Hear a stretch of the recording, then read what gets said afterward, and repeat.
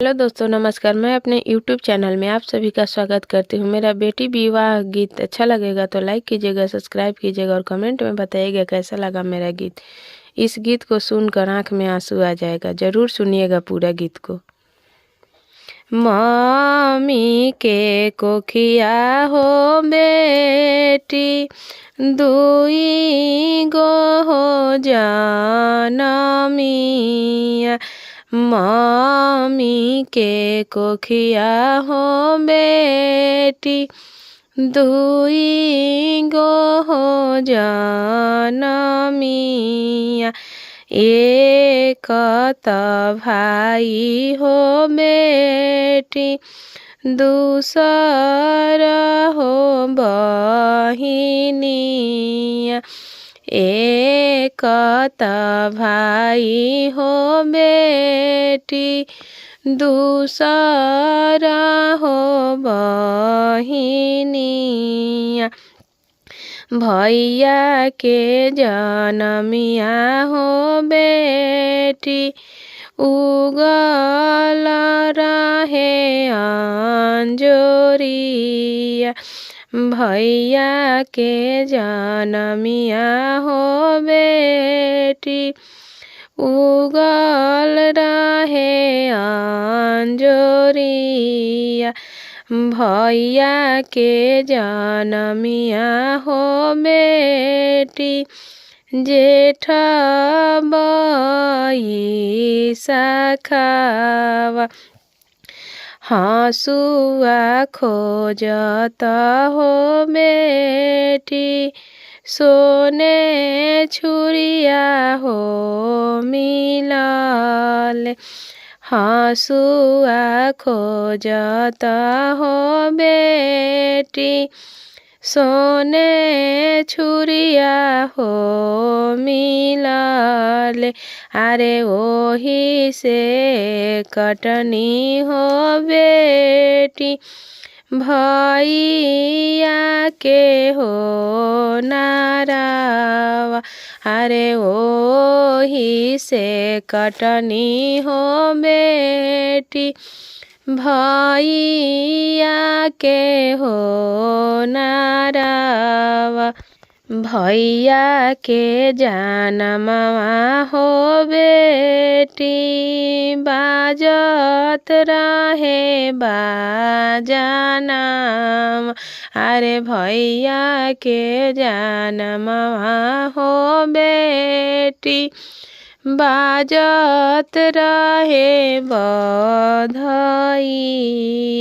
अरे तोहरो जनमिया हो बेटी भदौआ निस हो रतिया। अरे तोहरो जनमवा हो बेटी भदौआ निस हो रतिया। अरे हँसुआ खोजत हो बेटी सितुहिया मिलल। अरे हँसुआ खोजत हो बेटी सितुहिया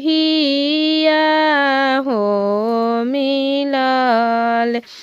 अरे ओही से कटनी हो बेटी तोहर हो नारावा।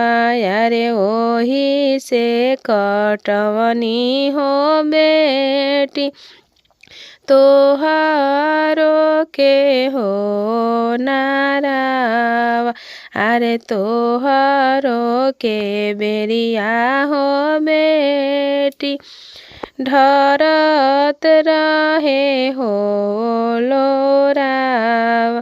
अरे तोहरो बेरिया हो बेटी ढरत रहे हो लोरावा। अरे 12 बरिस हो बेटी करब हो दुलारावा। अरे 12 बरिस हो बेटी करम हो दुलारा। अरे फिरी तू छोड़बू हो बेटी हमारो हो पांजरावा। अरे फिर तू छोड़बू हो बेटी हमारो हो पांजरावा। अरे भैया के लिखल हो बेटी पापा मम्मी चौपैया।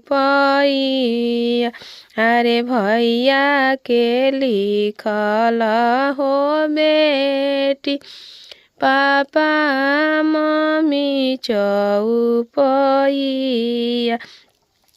अरे तोहरो लिखल हो बेटी हवे दूर देशवा। अरे तोहरो लिखल हो बेटी हवे दूर हो देशवा। अरे राजा जनक हो जी के एक गो हो धियावा। अरे राजा जनक हो जी के एक धियावा हो जानकी। अरे उनको जे लिखल हो बेटी पराया घर हो आपन। अरे उनको जे लिखल हो बेटी पराया घर